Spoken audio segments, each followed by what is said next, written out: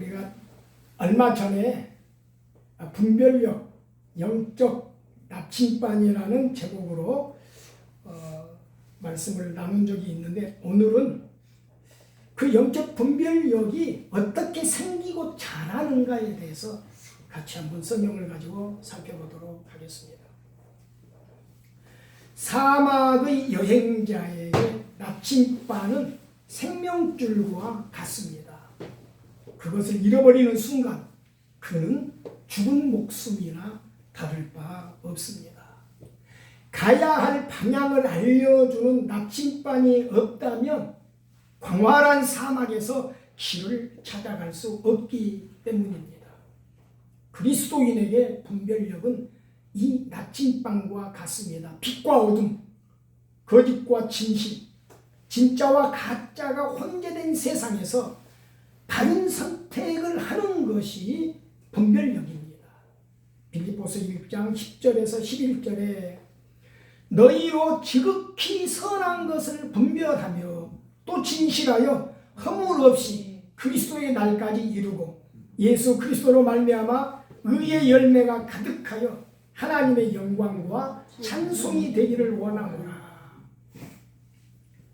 분별력은 타고난 게 아닙니다.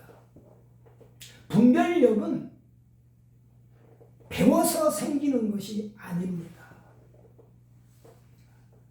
분별력은 학문적인 배경이 출중한 사람에게서 발견되는 것이 아닙니다. 구체적으로 우리가 숨쉬고 살아가는 생활 속에서 어떻게 하나님께 합당한 선택을 하고 살도록 나침반이 되는 분별력이 생기고 자라나게 될까? 오늘 그것을 같이 보도록 하겠습니다. 첫째, 분별력은, 영적 분별력은 하나님의 영, 성령의 임재 안에서 작동합니다. 고린도전서 2장 14절에 육에 속한 사람은 하나님의 영의 일들을 받지 못한다고 말씀합니다. 그 이유를 설명하는데 그것들은 영적으로만 분별되기 때문이다. 여러분, 이것은 매우 중요한 말씀입니다. 우리가 아무리 똑똑하고 경험이 있어도 영적인 것들은 영적인 방법으로만 이해될 수 있습니다. 성경을 읽어도 성령의 조명 없이는 성경은 단순한 종교적인 문서로만 보일 뿐입니다.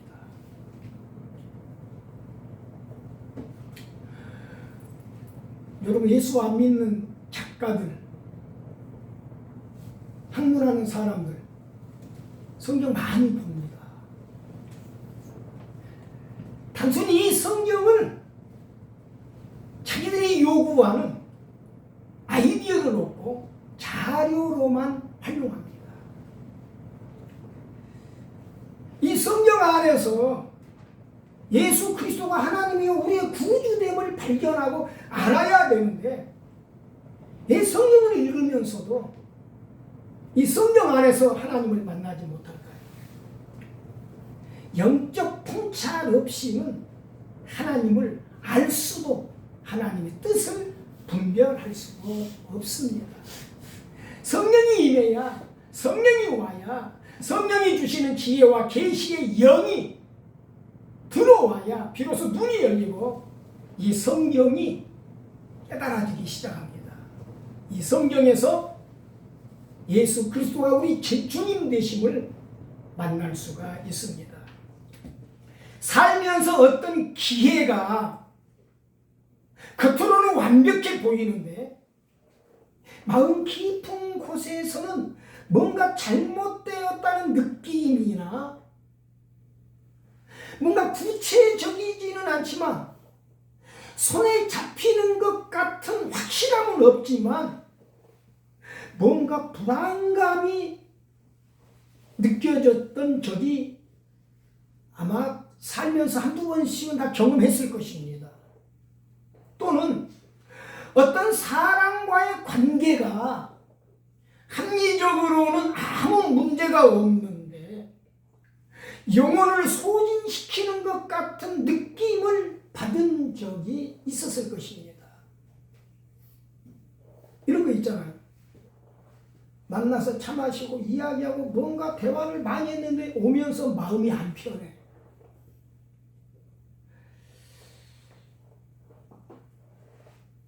이런 상황이, 이런 불안감이, 이런 불편함이 내 마음속에서 느껴졌음에도 불구하고 어떤 일을 시행하거나 관계를 지속하다가 낭패를 겪는 경우 참 많습니다. 제가 살면서 참 많이 경험했어요. 이런 경우 분별력이 명확한 사람은 선택에 신중합니다. 감정적으로 덥석 선택하지 않습니다. 얼마나 많은 사람들이 보증을 잘못 써주고 재산을 한순간에 잃어버리고 오랜 세월 그 손실을 복구하느라고 고단하고 지치고 피곤한 삶을 살고 있는지 모릅니다. 우리 큰 매형이 그랬고 우리 매제도 그랬고 친하니까 형제처럼 이웃처럼 그렇게 살았으니까 어느 날 믿고 재산을 걸고 보증금을 써줬는데 하루아침에 다 날려버린 거야. 분별이 깊고 명확한 사람은 너와 내가 친하기 때문에 쉽게 이런 시도를 하지 않습니다.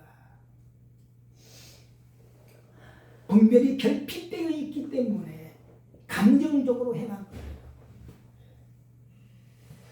분별은 지성에서 태어나지 않습니다. 그것은 하나님에 대한 절대적 신뢰와 하나님과의 깊은 관계를 통해서 태어납니다. 우리가 삶을 우리의 감정으로 해석하는 것을 멈추고 우리의 결정을 하나님의 손에 내어 맡길 때 비로소 우리는 정확한 길을 갈 수가 있습니다. 한 치 앞도 보지 못하는 눈먼 장님 같은 나의 한계를 인정하고 하나님을 주목하고 깊이 신뢰하고 하나님께 귀를 기울이고 주의할 때 하나님은 너와 나의 관계 뒤에 숨어있는 너의 친절한 말 속에 숨어있는 내 편을 들어주고 나를 동정하는 것 같은 너의 관심 뒤에 숨어있는 동기를 드러내십니다. 성격 뒤에 감추어진 축복으로 이장된 이염들을 알려주시고 보여주십니다. 절대적으로 하나님을 신뢰하고 하나님과의 깊은 관계 안에 친밀함 속에 들어갈 때에 우리는 이런 분별력을 가지고 살아갈 수 있습니다. 성령은 우리 안에 계신 진리와 거짓을 드러내는 심판자이십니다. 예수님은 제자들에게 성령이 모든 진리 가운데로 너희를 인도할 것이라고 말씀하셨습니다. 성령은 단순한 이론이나 능력 이상입니다.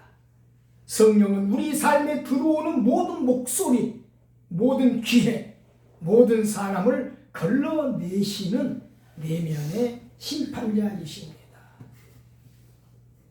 이 성령으로 충만하게 되시기를 바랍니다.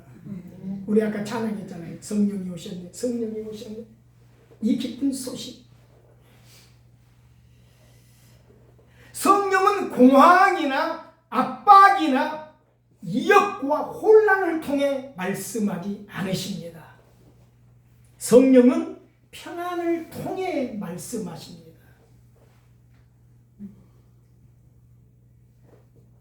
환경과 현실과 관계없이 내 내부 깊숙이 부어지는 성령을 통해 주어지는 평안, 이 평안이 바로 우리가 진리를 인식하는 신호가 됩니다. 그래서 골로새서 3장 15절은 그리스도의 평강이 너희 마음을 다스리게 하라고 합니다. 여러분, 폭풍이는 위험한 배 위에서 고요하고 편안하게 주무셨던 예수님의 이 평안, 이 확신이 우리 마음속에 채워졌으면 좋겠습니다.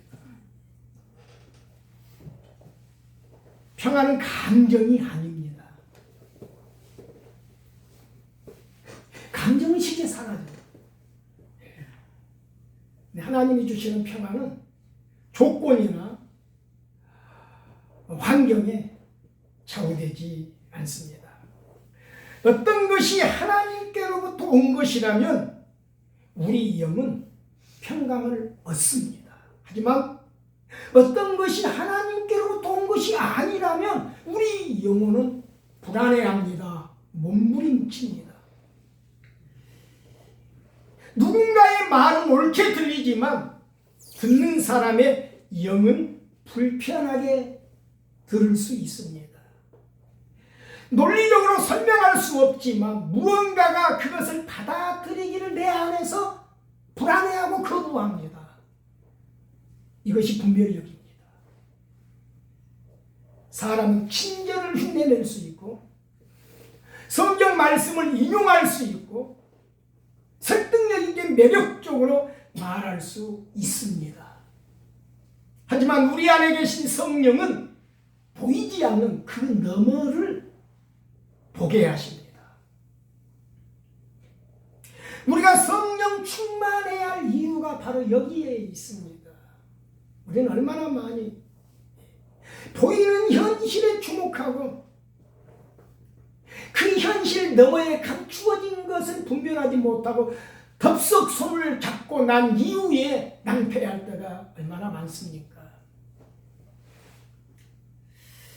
성령은 우리에게 단순히 능력을 주시는 분이 아니라 우리가 하나님의 마음을 이해하도록 지각을 열어주시는 분이십니다. 성령 없이는 성경은 단순히 종교적 텍스트에 불과하지만 성령과 함께라면 성경은 살아있는 하나님의 말씀이 되고 음성이 됩니다. 이것이 성령의 검, 하나님의 말씀을 가지라는 이유입니다. 분별도 마찬가지입니다. 성령의 인도 없이는 우리는 표면적인 것들에만 반응하게 됩니다. 표면적인 것 뒤에 감춰진 그 너머에 있는 것을 그 진실을 보고 반응해야 되는데 영적 감각이 무디어져 있고 잠들어 있으면 이 분별력이 작동할 수가 없습니다. 성령은 우리를 진리 가운데로 인도하시는 진리의 영이십니다. 이 성령의 임재 안에서 우리는 깊은 곳에 진실을 볼 수 있는 영적인 눈이 열리게 되는 것입니다. 분별력은 성령의 임재 안에서 작동됩니다. 우리 영적 분별력을 갖도록 하십시다. 그러기 위해서는 우리는 성령의 임재를 사모하며 성령이 나를 채우고 내게 임하시도록 나를 열어놓아야 합니다. 성령의 충만을 위해서 간구할 수 있는 영적 목마름을 갖게 되시기를 바랍니다. 성령은 내가 마음의 문을 꽉 닫고 있는데도 불구하고 일방적으로 문을 열고 들어오시지 않습니다. 그분은 인격을 가지신 하나님이시기 때문입니다. 내가 결단하고 결심하고 성령이 내게 임하여 주소서. 나는 성령의 임재 없이 살 수 없습니다. 눈먼 소경에 불과하다. 성령이여 내게 오시옵소서. 나를 진리 가운데로 인도하시고 진리로 나를 가르쳐 주시고 내 길을 지도해 주시고 나의 잘못된 부분들을 눈을 열어 보게 하시고 책망해 주시고 내 길을 가르쳐 주옵소서. 이렇게 열린 마음으로 나를 주님께 내어드리고 간구할 때에 사모하는 영혼을 만족해 하시는 성령의 임재 안에 살아갈 수가 있습니다. 둘째, 분별력은 하나님의 말씀으로 깊어집니다. 하나님의 말씀은 분별의 검입니다. 생각은 바뀝니다. 의견도 바뀝니다.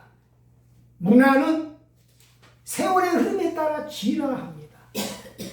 하지만 성경은 흔들리지 않는 불변의 진리로 남아 있습니다. 성경은 단순한 책이 아닙니다. 성경은 속임수를 꿰뚫고 숨겨진 동기를 찾아내고 하나님의 마음을 비추도록 설계된 영적 도구입니다. 히브리서 4장 12절은 하나님의 말씀은 살아있고 활동적이며 양날의 검보다 더 날카로워서 마음의 생각과 의도를 분별한다고 선언합니다. 하나님의 말씀은 마음과 양심에 충고하고 경고하고 책망하고 잘못과 거짓을 고발하고 폭로하고 우리를 새롭게 합니다. 많은 사람들이 옳고 그름을 분별하는데 어려움을 겪는 것은 이성적이지 않아서가 아닙니다. 성경이 부족해서입니다. 하나님의 말씀이 부족해서입니다. 분별은 말씀이 심어진 곳에서 번성합니다. 분별은 하나님의 말씀이라는 비옥한 토양 위에서 자라납니다. 우리가 성경을 공부할 때 하나님의 가치관, 하나님의 생각, 하나님의 마음, 하나님의 관점을 흡수합니다.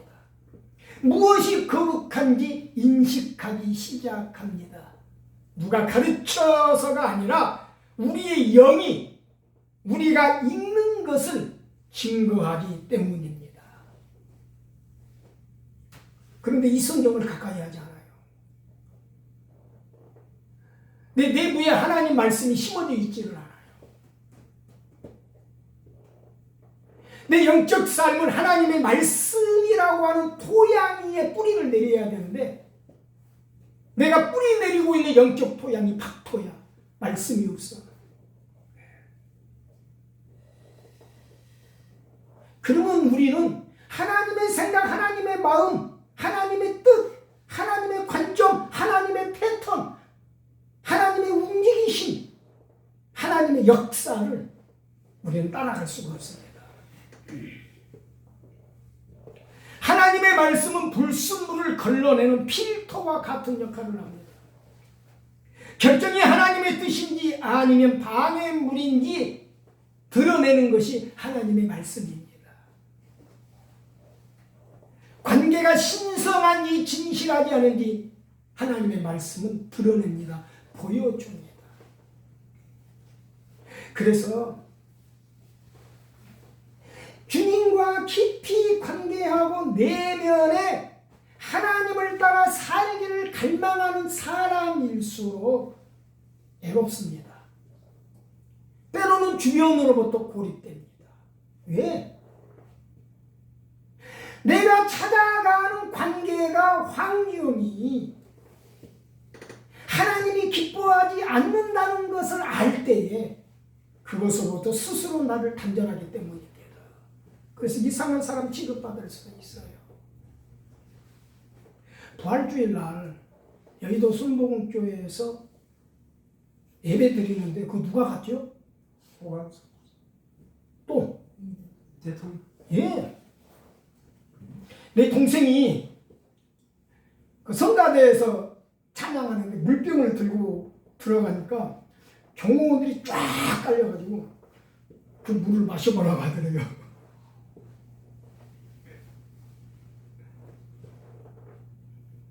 여러분, 예배는 누가 받아야 돼요? 예배는 누구에게만 해야 돼요? 하나님께만 해야 돼요. 교회가 모이는 예배의 날은 하나님을 예배하기 위해서 모인 거예요. 부활의 주님을 기념한다고 하면서 그날의 예배는 정치 행사가 된 거예요. 근데 왜 우리는 이걸 분별하지 못한 거예요?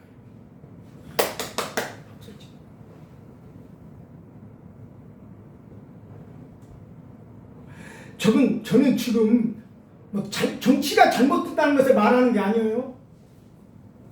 교회가 분별을 가져야 된다는 거예요. 예배는 하나님만 받으셔야 돼요. 하나님께만 예배해야 돼요.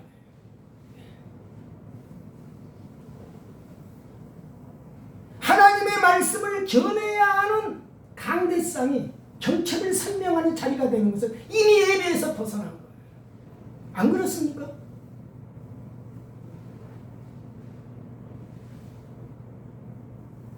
힘을 따라가 기득권을 유지하기 위해서 타협하고, 그래서 주변의 힘을 끌어들이고 그걸 도구하고 수단화 한다면 아무리 하나님의 이름을 찾아도 그 예배가 아닙니다.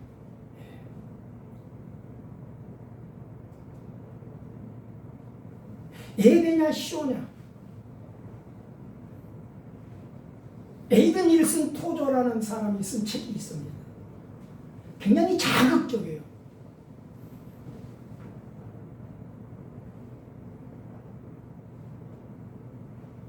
근데 참 피곤해요. 정신 번쩍 들게 해요. 오늘 우리 시대의 교회는 자꾸 예배가 공연화되고 연극화되고 엔터테인먼트화되고 어떤 이미지에 집중하는 것을 보게 됩니다. 여러분, 예배는 하나님의 말씀과 우리 주 예수께서 우리를 위해 행하신 십자가의 구속의 은혜와 부활의 승리와 다시 오실 우리 주님과 주님으로부터 우리에게 부어진 우리의 미래와 소망을 굳건하게 하는 시간이에요. 하나님을 예배하면서 다른 게 끼어들 수가 없어요.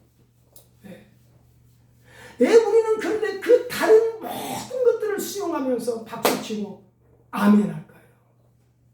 영적 분별이 안 되면은 그걸 당연하게 생각하는 거예요. 무엇이 진실하니, 무엇이 거룩한 것인지, 무엇이 하나님께 드리는 예배인지, 무엇이 축복이고 함정인지, 이걸 폭로하고 진실하게 분별하게 하시는 분이 성령이고 하나님의 말씀입니다. 마태복음 4장은 예수님께서 마귀에게 시험 받으시는 장면을 기록하고 있습니다. 여러분, 금식하고 줄이신 후에 마귀가 예수님을 시험하러 올 때에 뿔 달린 모습으로 왔나요? 흉악한 늑대의 모습으로 왔나요? 칼과 창을 들고 와서 위협했나요? 아닙니다. 그는 왜곡된 진리를 사용했습니다. 말씀으로 예수님을 교묘하게 시험했습니다. 그런데 예수님은 마귀가 들고 온 뒤틀리고 왜곡된 하나님의 말씀이 잘못된 것임을 분별하셨습니다. 그리고 성경으로 응답하셨습니다. 예수님은 감정과 협상하지 않으셨습니다. 하나님의 말씀으로 선포했습니다. 성경은 단순히 종교적인 지침서가 아니라 살아있는 하나님의 음성입니다. 누구든지 하나님의 음성을 듣는 자는 살아나리라. 이사야서와 시편에 이렇게 말씀했습니다. 우리가 성경을 읽을 때 단순히 역사를 읽는 것이 아니라 하나님의 계시를 갖고 있는 것입니다. 하나님의 계시 말씀이 우리 안에 있을 때 우리는 거짓의 이장술에 속지 않습니다. 에베소서는 하나님을 믿는 것과 아는 것의 하나를 이루어 예수 그리스도의 장성한 분량에까지 우리의 믿음이 성장하기를 말합니다. 그 이유는 우리가 세상의 유혹과 풍조에 속지 않게 하려 함이라고 말씀합니다. 성경은 단순한 정보가 아니라 그것은 하나님의 계시입니다. 우리가 이 성경을 읽을 때 우리는 하나님의 거룩한 지식을 받고 있는 것입니다. 우리가 성경을 읽을 때 그리고 이 성경 말씀이 우리 내부에 차곡차곡 쌓일 때 이 하나님을 아는 말씀의 깊이가 더해질 때 우리는 영적으로 더 민감해집니다.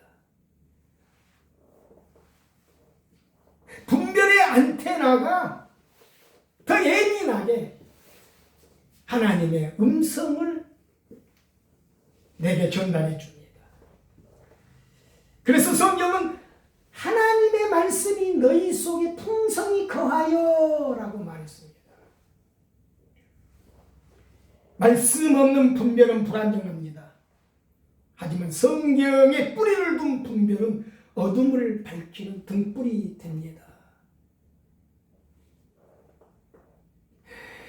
내가 아는 집사님이 저에게 와가지고 그 캐데언이라는 무당 이야기 그 만화와 노래가 그냥 세계의 젊은이들을 흥분하게 만들고 흔들어 놓았죠.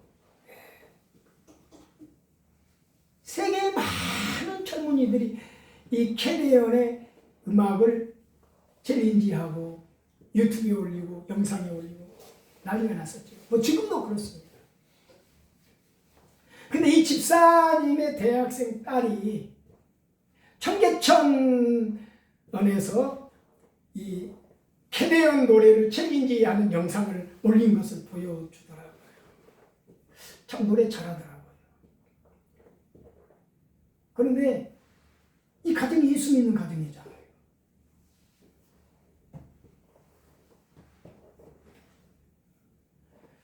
무당을 찬양하고 주술을 권장하는, 무당과 주술이 세계를 구원한다는, 악을 물리치고 선이 이긴다는 이 노래를 아무렇지 않게 부르고 열광하고. 왜 그렇습니까? 분별이 안 되기 때문에 그렇습니다. 깨어있는 사람이라면, 하나님과의 관계 안에 있는 사람이라면 이 얼마나 이 음악이 치명적인지 그걸 알게 돼요. 누가 가르쳐 주어서가 아니라 그 내용을 알면은, 아, 이거는 성경적이지 않구나. 하나님이 기뻐하지 않는 거구나. 하나님과 맞서고 하나님께 저항하는 사탄적이고 마귀적인 것이다. 이게 들어오는 거예요. 우리가 이 사회적인 현상을 가로막을 수는 없지만 그것을 걸러낼 수 있는 영적 분별력을 갖게 되는 거예요.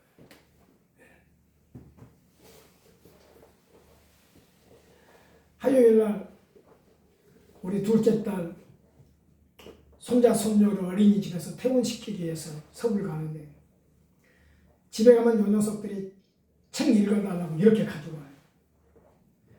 근데 가지고 오는 책이 백설공주,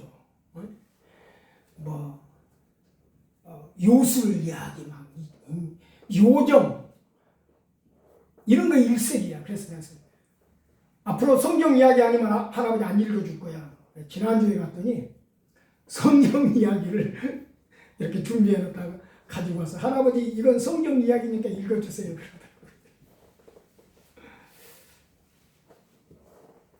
디모데는 어려서부터 성경을 알았어요.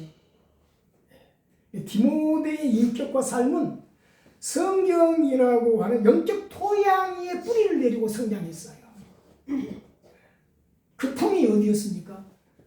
애할머니와 어머니의 품이었습니다.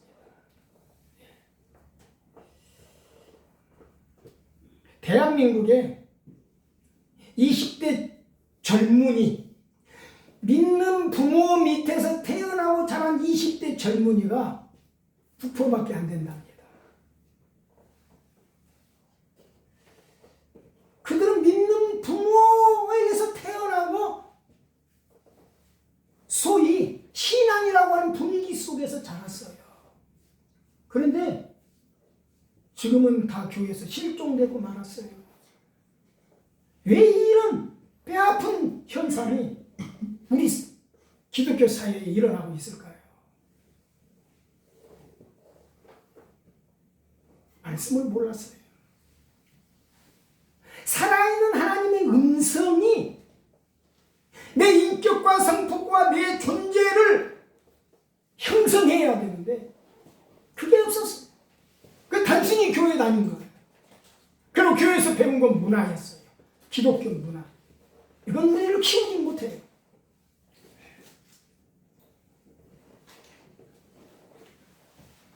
성경이 뿌리를 둔 영적 삶을 견고하게 이루고 살았더라면 여러분 쉽게 주님을 떠나겠습니까? 아닙니다. 하나님을 모르는 거예요. 성경 말씀이 내 내부를 채울수록 신앙의 밭이라고 하는 내 영 안에 깊이 뿌려지고 심겨질수록 우리는 이 세대를 분별하게 됩니다. 그리고 하나님의 선하시고 기뻐하시고 온전하신 뜻이 무엇인지 이해하게 됩니다. 축복이 있게 되시기를 바랍니다.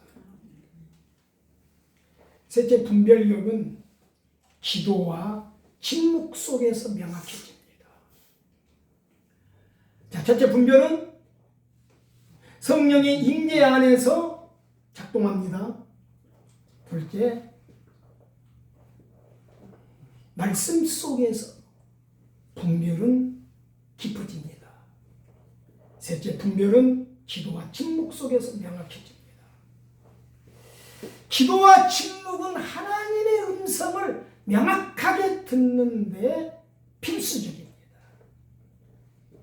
분별은 시끄러운 마음의 소음 속에서 번성하지 않습니다. 그것은 마음이 고요하고 영이 깊으며 마음이 하나님께 행복한 곳에서 자라게 됩니다. 기도는 단순히 무엇을 구하는 데 국한되지 않습니다. 우리는 기도하면은 내게 없는 뭔가를 하나님께 달라고 구하는 것이라고 쉽게 생각합니다. 물론 그것도 기도죠. 그러나 그것은 기도라고 하는 메시지가 주는 지극히 작은 일부분에 불과합니다. 기도는 단순히 무엇을 구하는 데 한정되지 않습니다. 기도의 더 깊은 의미는 우리의 영혼을 하늘의 주파수에 맞추는 것입니다. 우리의 충동을 하나님의 권위 아래로 가져오고 복종시키는 것이 기도입니다.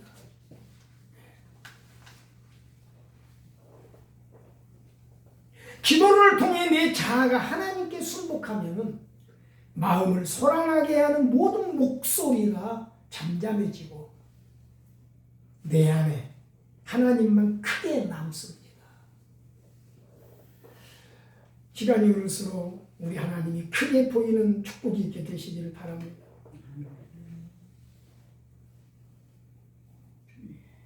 하나님이 내 안에 크게 보일수록 세상의 소음으로 시끄러운 내 마음이 고요하고 잔잔해지게 되어 하나님의 음성을 명확하게 들을 수 있습니다. 어떻게 해야 돼요? 나를 세상과 격리하고 골방으로 들어가는 겁니다. 하루에 한 번씩 그래서 주님 앞에 머무는 거예요. 은밀한 중에 계신 하나님, 은밀한 중에 들으시는 하나님께 내 마음을 쏟아 드릴 때에 내 마음을 시끄럽게 점령한 세상의 목소리가 중단됩니다. 세상의 영향력이 끊어지고 우리의 영혼이 거룩한 하나님의 임재에 연결되기 시작합니다. 여기에서 우리가 변화되고 새로워집니다. 주님을 깊이 만나게 됩니다.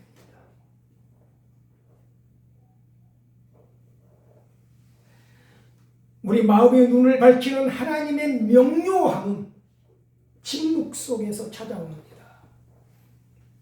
시편 46편 10절에 보면 너희는 가만히 있어 내가 하나님 됨을 알지어다 라고 했습니다.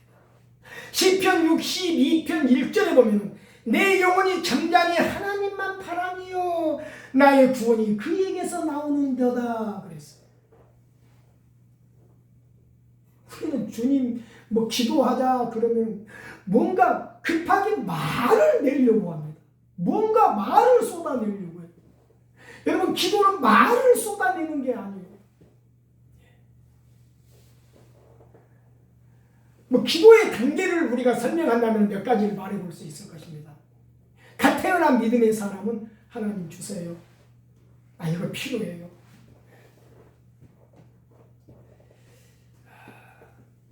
기도의 시작입니다. 대부분 처음 믿음의 삶을 시작한 사람들은 달라는데 기도에 초점을 맞춥니다. 기도예요. 근데 우리가 10년 믿고 20년 믿고 30년 믿는데도 여전히 뭔가 입을 열어서 하나님 주세요 주세요 주세요 여기에 머문다면 우리의 신앙은 어린아이의 자리를 벗어나지 못하고 있는 겁니다.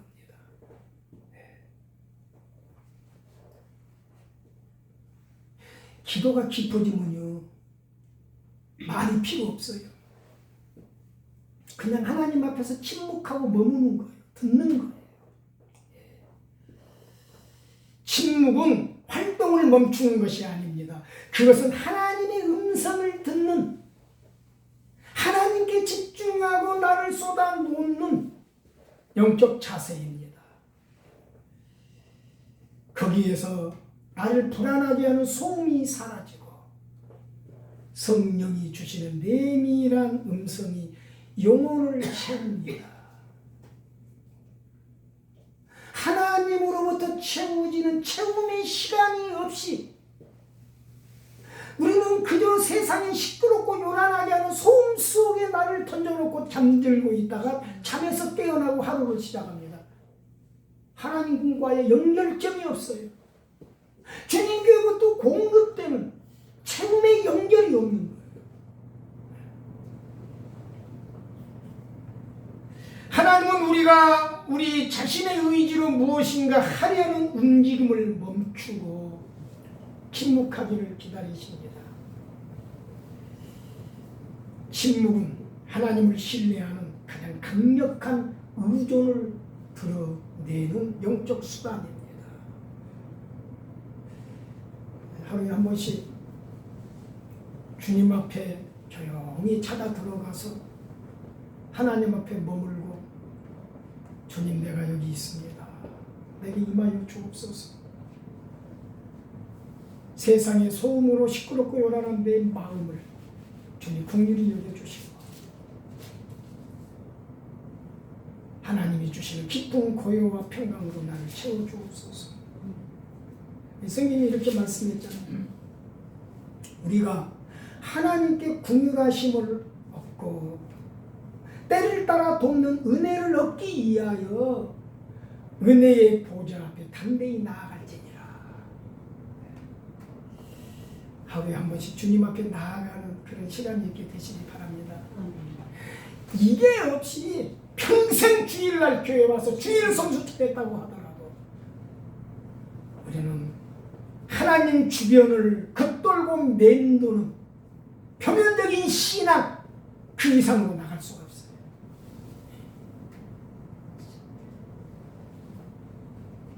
기도는 마지막 수단이 아니라 첫 번째 자리를 차지할 때 하나님을 아는 믿음의 지식이 내 속에 들어오게 되고 분별력은 더 깊어집니다. 분별은 시끄럽고 복잡한 내 마음을 주님 앞에 쏟아놓고 하나님 앞에 나아갈 때에 내 안에서 살아납니다. 영들을 분별하는 것은 매우 중요합니다. 영적으로 느껴지는 모든 것이 여러분 거룩한 것은 아닙니다. 의로 보이는 모든 것이 다 하나님께로부터 온 것은 아닙니다.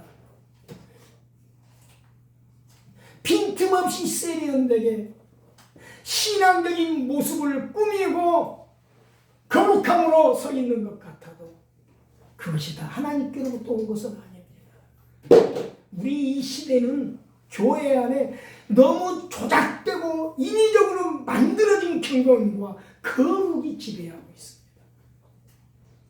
그 분별해 내시기를 바랍니다. 요한일서 4장 1절에는 영들을 시험해보라고 경고합니다. 무슨 말입니까? 이것은 드러난 표면보다 드러난 현상보다 그 뒤에 있는 원천을 식별하라는 말입니다. 어떤 영들은 평안으로 이끕니다. 어떤 영들은 혼란을 일으킵니다. 어떤 것들은 우리를 하나님께로 가까이 이끌고 어떤 것들은 우리를 세상적 타협으로 끌어당깁니다. 고린도후서 11장 14절에 사탄도 자신을 광명의 천사로 가장한다고 말씀합니다.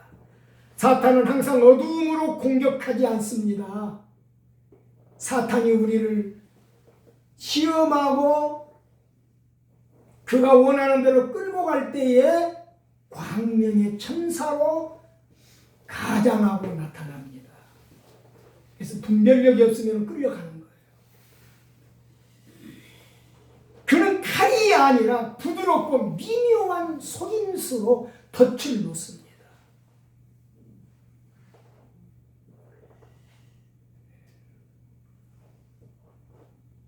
자꾸 우리 교회에 찾아오는 한 분이 있어요. 코트에 나서 자개도 하고 돈도 주고 식당에 가서 먹을 것도 끓여주고. 그런데 그렇게 어려운 사람을 도와주고 나면 내 마음이 기뻐야 되는데 그럴 때마다 내 마음이 굉장히 불편한 거예요. 하나님은 어려운 사람들을 먹이라고 했는데 꾸고자 하는 자의 손을 거절하지 말라고 했는데 왜 나는 저 사람을 돕는데 내 마음은 이렇게 불편할까? 즐거워야 되는데.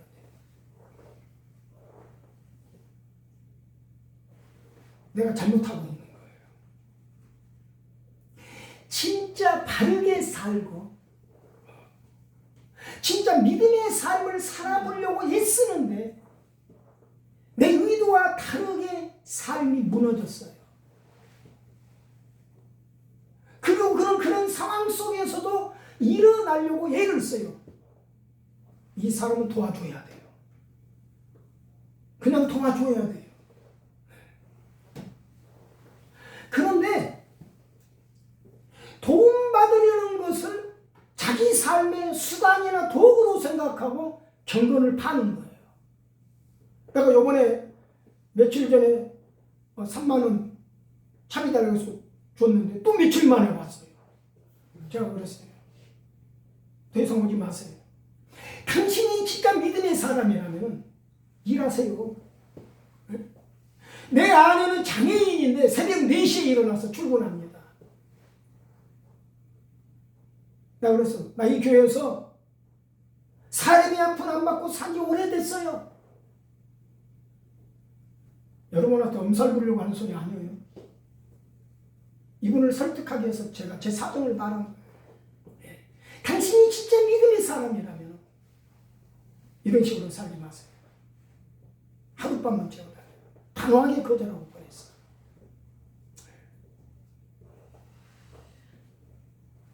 우리가 분별하지 못하면 미련한 착함으로 삽니다. 분별은 뭐예요? 똑똑한 착함으로 사는 거예요. 맹목적이지 않다는 거예요.